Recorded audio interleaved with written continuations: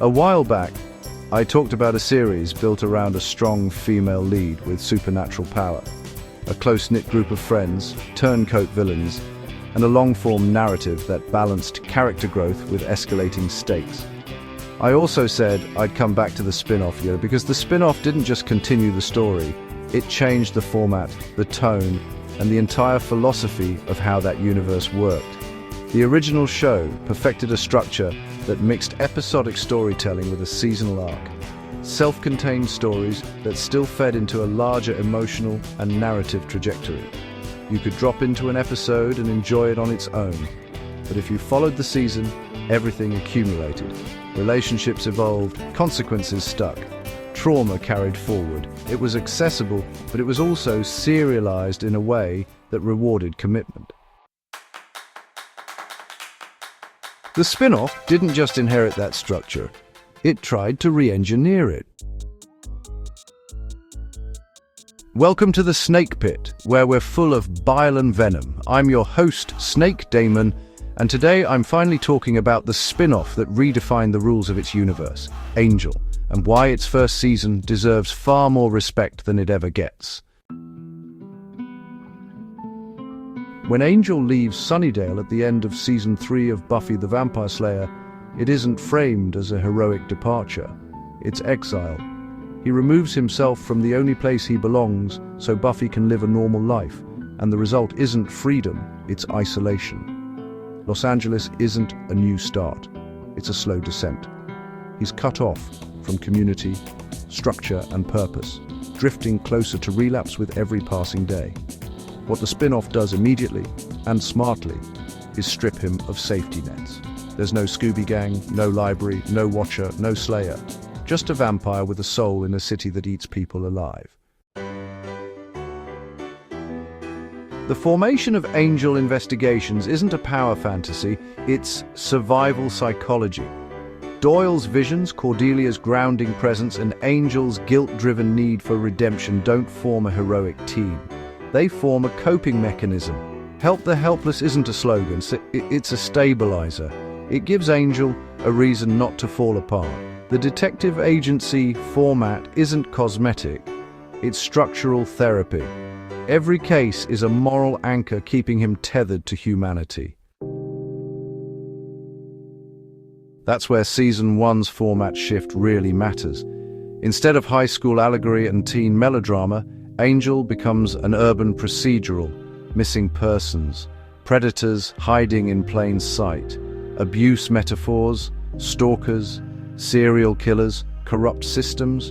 Demons don't replace human evil, they amplify it. The supernatural becomes a lens, not an escape.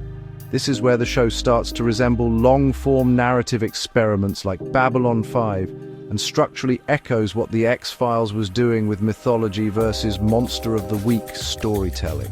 It isn't the first to try it, but it refines it inside a character-driven universe.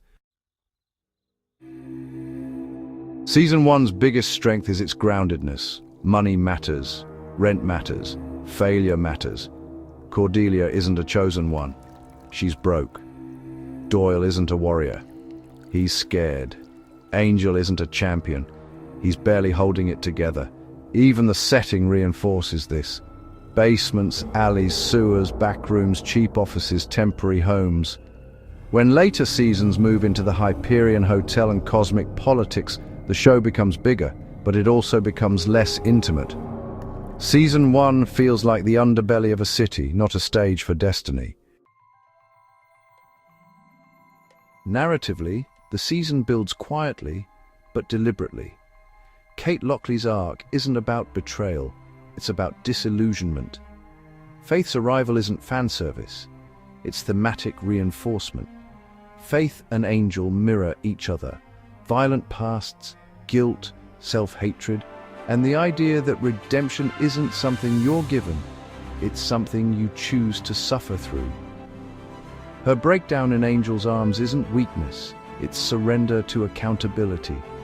That moment redefines Angel's purpose more than any prophecy ever could. Doyle's death is the emotional spine of the season. It isn't heroic spectacle, it's quiet, sacrificial, and human. His redemption doesn't come from grand battles. It comes from choosing to save people when no one would remember his name. Passing the visions to Cordelia isn't just plot mechanics.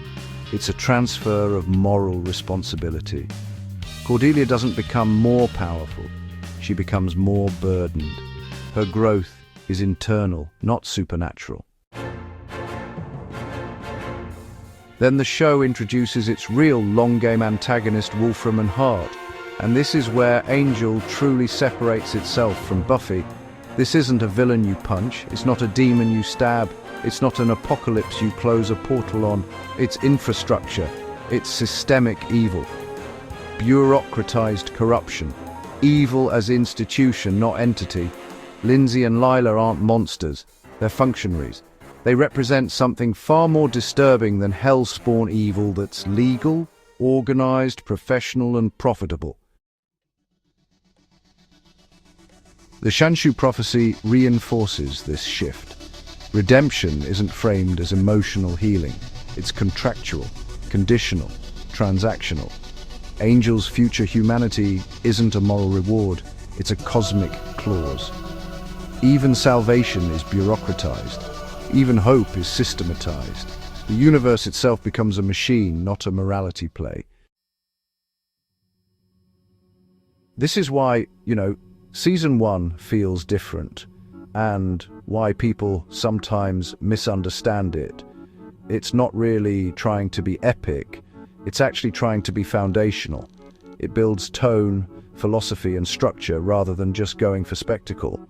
Later seasons, they go bigger, but Season 1, it goes deeper. And honestly, I loved it. I loved Doyle. I loved Faith's integration into the narrative. I loved the crossovers because, they felt organic, not gimmicky. I loved the procedural structure. I loved the finale. I loved the slow burn. And yes, I genuinely think Wolfram Hart is one of the best long-form antagonistic concepts in genre television, precisely because it isn't a single villain. It's a system that never dies, only rebrands. Season 1 doesn't feel like a spin-off, desperately trying to escape its parent show. It feels more like a genre shift inside the same universe, a moral shift, a structural shift, a philosophical shift. It's not really about saving the world, it's about learning how to live in it without becoming a monster. And honestly, that's a far harder story to tell. Thanks for dropping by the Snake Pit, where we thrive on untapped potential and lost opportunities. Don't forget to subscribe and hit that bell, like the video, and leave your opinions in the comments, where, naturally, I won't read them. Until next time, stay venomous.